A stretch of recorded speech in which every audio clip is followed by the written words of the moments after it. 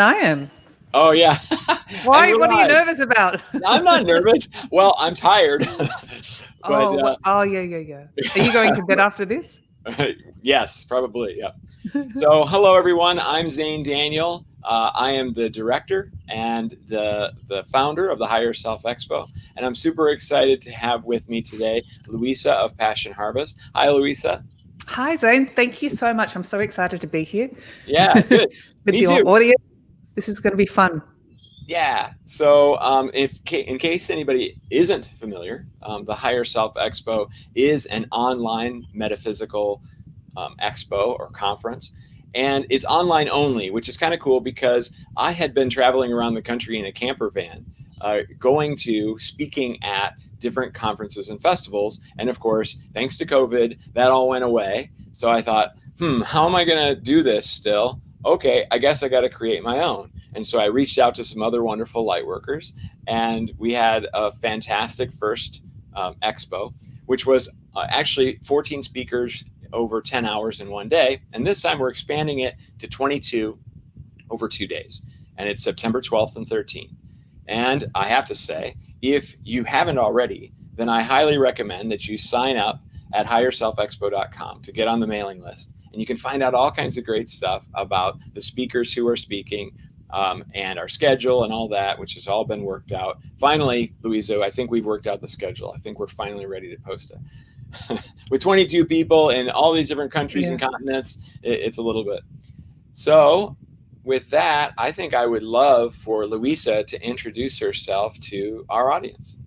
Well, first of all, I want to say, Zane, you're doing an amazing job, and thank you for doing this to facilitate the 5D world that we're transitioning into. A little bit about me. My name's Luisa. I have a company called Passion Harvest where I try to inspire people to live a passionate life.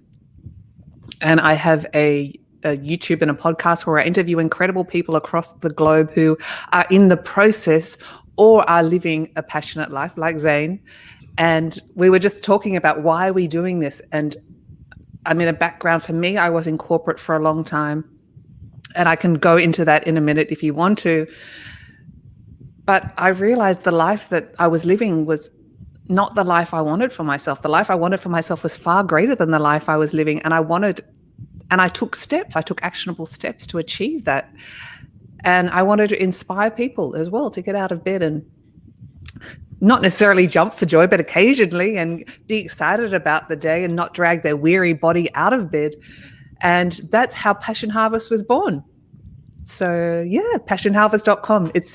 I'm absolutely passionate about it. I love it. It's growing beautifully, and I get to speak with incredible people, and I do one-on-one coaching and mentoring as well, which is just such a delight.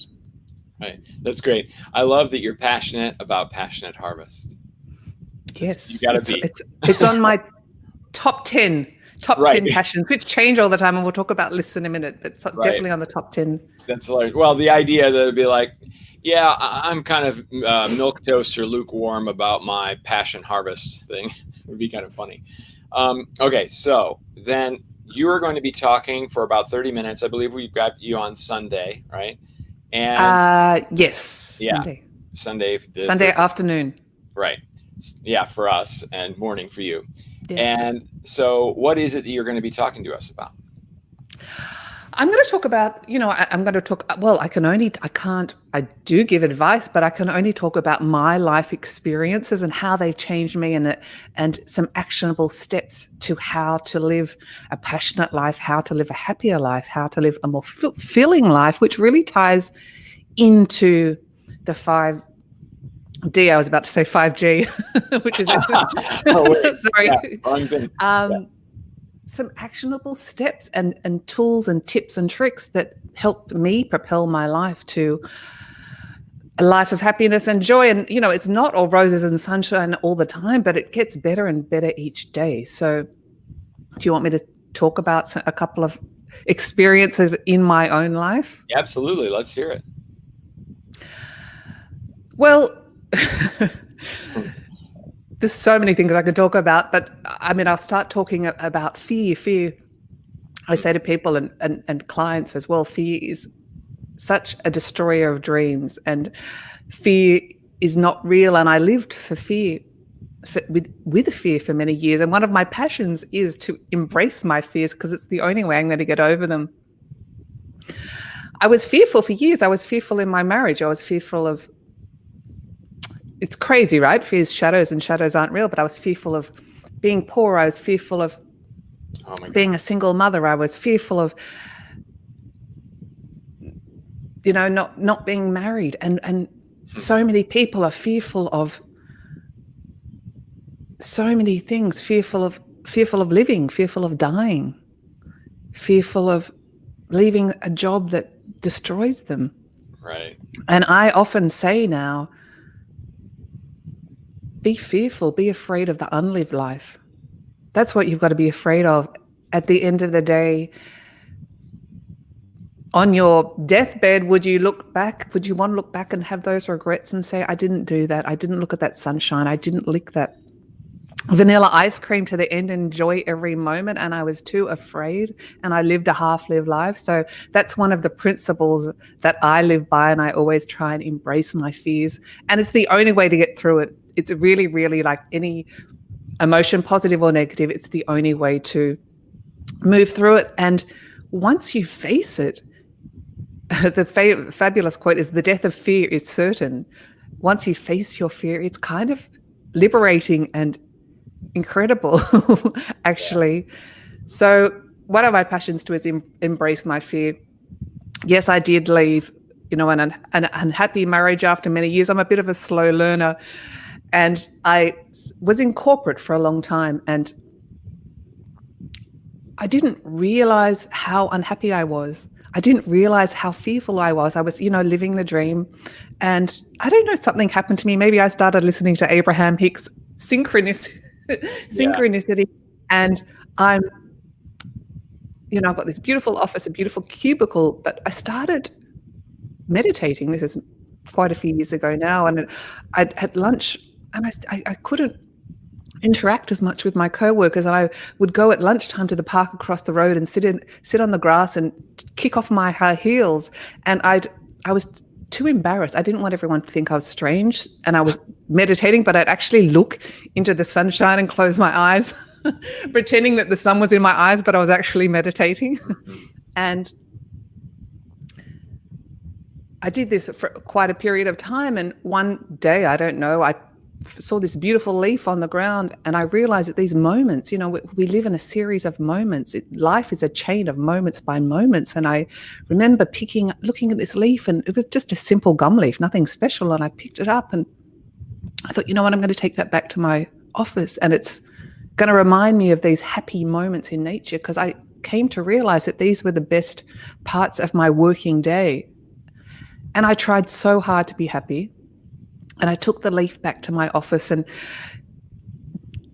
at that time, I wasn't living consciously, and wasn't listening to the signs. And sometimes if you don't listen, the universe has a way of pulling you kicking and screaming to the destination. Right. And I was maybe a month later, once I had that realization, I was retrenched from the role, and I was terrified, but I was so happy. And as I packed up my office, nothing really mattered. I mean, USB, some paperwork, but I'd hidden behind my computer the leaf, and it was shriveled and dead by this time. And it was so symbolic. And I said to Luisa, it's so obvious. If you hadn't left that role, you will probably end up like that dead, shriveled leaf. Right. Which was kind of, well, for me, it was a sign. It was insightful. And I walked out of the office scared and terrified of what the future held for me, but so excited. And I made a decision from that moment on that I was going to live a passionate life. I was going to live the life that I wanted. Right. That's just one little story. Absolutely. Yeah. So this is going to be wonderful to hear what you have to say. And it's great because fear, of course, it's the number one issue for our society. And really it's kind of fun because the theme is envisioning our 5D society, right? 3D society is one that is dominated by fear as its most important emotion, right? And 5D society is one dominated by unconditional love for all. So it's the opposite. Right. I mean, I, I mean, I'll give you a parallel of love, and talking about love. It's such a powerful. Love is what it's all about. It's funny with love. At the end of the day, there's nothing else that we really search for. It's all about love. But the funniest thing is about love, it's the thing that we're absolutely terrified as well, because if to love someone, whether it's a lover, a relationship, or a family member, and give ourselves unconditionally, we have to surrender and we have to be vulnerable. And sometimes that really scares us. But the other thing about love is so often we rely on something external to validate us, the love, and Right. whether it's a mother, a father, a husband, a child, and the ultimate love has to come from within us. It's the only way, and that's another confronting aspect of our lives that we really have to surrender to. We don't have to. I'm just advising from my own personal experience. If you want to, you can surrender to it. Yeah. Yeah, and I often say to people, okay, so you don't have to, in order to unconditionally love someone, you don't even have to tell them, right? I can unconditionally love all the people in Mongolia. I don't know anyone who lives in Mongolia, but I love them all unconditionally. I'm not sending them cards in the mail telling them how much I love them. I just am. And so you can do the same thing for anyone, and you don't have to put yourself in a what do we want to talk about there? Like when you have what's that called? Like your boundaries, right? Like you don't have to give up your boundaries in order to unconditionally love. And sometimes people think that they are mutually exclusive. Well, that's because they're relying on external validation. Right. I can give you an example if you want. If we have time, I don't know if we have time. Sure. So I talk about future memories a lot, and I do have future memories. Future memories is a belief in a knowing in a future, a set of circumstances or event that have already occurred, because I believe the past, present, and the future are already there. We do have the power to change it with our thoughts. I mean, the thoughts are the gateway to the consciousness, but here's an example. It's not past lives, because I've seen past lives as well before. About a year and a half now, I'd be Luisa, walking down the street, not sleeping. And the first time it happened, I thought I was being kidnapped. So I'm walking down the street and I see myself, I'm driving in a car very, very fast. And I'm going to shorten this as much as I can, but I'll talk about it more in the talk. Yeah. I'm driving in the car very fast, and I know I'm in Europe. It's dark, and it's again these moments, these fragments of a movie. I knew it was Luisa. It was Luisa in the future, and I look out the window. I see trees moving very fast, and I know I'm in Europe. And there's a man next to me. So the first time I thought, oh my God, I'm being abducted. This is so bizarre. And I'm walking down the street, but this also is happening in my reality. It's like I jumped, I switched. Oh, wow. And then this happened. I couldn't consciously will myself to do it, but it happened over about 6 or 7 times. And we were always going to a house. I knew we were going to a house. And by the 7th time, I knew it was romantic in some capacity, and we were going home. So one time we arrived at the house, and this is kind of strange because I was Luisa, but I was a soul. I was an energetic body. And the man next to me, I wouldn't have recognized him on the street, but I knew he was in a male form, and I knew his energetic body. Right. And we got to the house, and this sounds bizarre.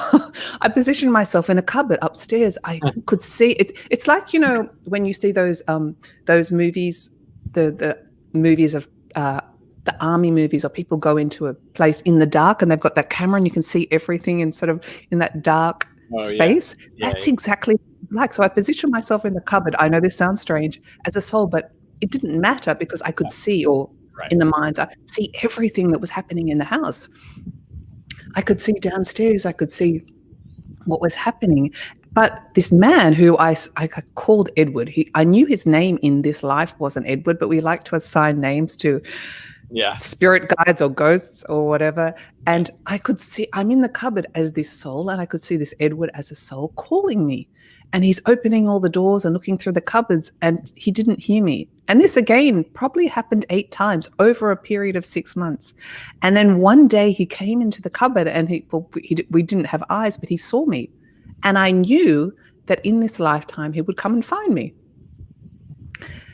And after that, 5 times after that, I was transported back to the house, and I would see Edward sleeping on the bed, the energetic body, and I would kiss him on the cheek and I'd say, Edward, come and find me, knowing that I would never be able to find him in this lifetime. And it was so clear. It was like watching a movie. It was as real as fragments, pieces, moments as I'm talking to you now. And then, I mean, I get a lot of emails. I get a lot of correspondence. I've got a lot of listeners, and it's amazing. But I get this email from a man who says, and I believe, we didn't talk about synchronicities, but I really believe in synchronicities. And I get this email from this man, and he says, Luisa, I'd like to talk to you. I've had a near-death experience. I don't want to be interviewed by you, but maybe I could help you on your quest. And I thought, how presumptuous. I don't have a quest. And I take note of synchronicities because I just did an interview with a lady on the quest for the Holy Grail. And I thought, you know what, I'll agree to meet on Zoom in a week. But that night, I didn't sleep all night. And I thought, what's wrong? Should I not meet this man? Is he some negative force that I shouldn't meet with? And I asked my guides the next morning, what's wrong? Are you giving me a sign? Should I not meet with him? And then sometimes I'm a bit of a slow learner, sometimes they even give me the questions to ask, which is kind of bizarre. So I asked the most ridiculous question. I said, is this man Edward? And it came back as yes. And I said, oh my God, it can't be. I was literally terrified. So talking about love and fear, we agreed to meet in a week. And that night before we'd agreed to meet, his soul came to me and said, you have to tell him he's Edward. And I said, there's no way I'm going to do that. He's going to think I'm absolutely crazy. I can't do that. I don't know why I'm arguing with a soul, but right. So that day I had a choice. And I preached this stuff. I had a choice to choose fear or surrender and choose love. And literally, I probably would have rather run down the beach naked than have to do that, because it was the most vulnerable I'd ever been. For you, it might not even seem scary, but for me, it was the most surrendering, most vulnerable thing I'd ever done. Mm-hmm. So we had the conversation, and I was so nervous the whole time. And at the end of the conversation, I said, this might seem a bit strange, but there's something I have to tell you. So I told him, and it was the most liberating thing I'd ever done. I'm sure. So that's the polarities of choosing love or choosing fear.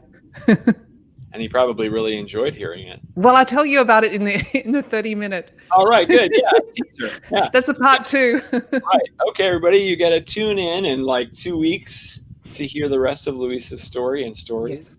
It's wonderful. And then you've already kind of basically talked about what happens if they go to passionharvest.com, but might as well just quickly sum it up. You get to see photos of me. I've got a Soul Harvest event coming up, which is amazing, where I intuitively read the collective consciousness and people get to ask me questions, which is great. I have a download, How to Get Passionate, a blog, lots of tools and tips, and a lot of awesome interviews as well. And I also offer passion mentoring, which is really amazing. Yeah. If you head over to the website. I enjoyed being interviewed by you. That was a great fun. I enjoyed interviewing you. You were such a fabulous guest. Yay. Yeah, just like you are. So I'll do a couple of questions about how to get passionate in the 30 minutes, but I also want to say, moving to a 5D reality, a lot of people think that it's some far off universe. It's actually here. It's literally another layer of consciousness. I myself even thought for a while, what is this 5D? Is it some other realm? But it's not. It's here. It's raising your vibration. I know that sounds fluffy, and a lot of people talk about that, but it basically is changing your thoughts, words, and beliefs and getting happy. Right. And embracing love. Yep. Perfectly said. Yeah.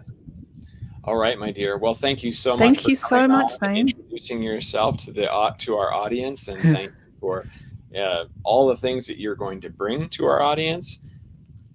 Looking forward to it. I look forward to it, and I can't wait to dive right in. It's going to be exciting, and yes, it's going to be great. Yeah. All right. Well, thank you again. Thank you so much. We'll see you in less than 2 weeks. Yay. See you then. Bye, Bye, Zane. everyone. Bye.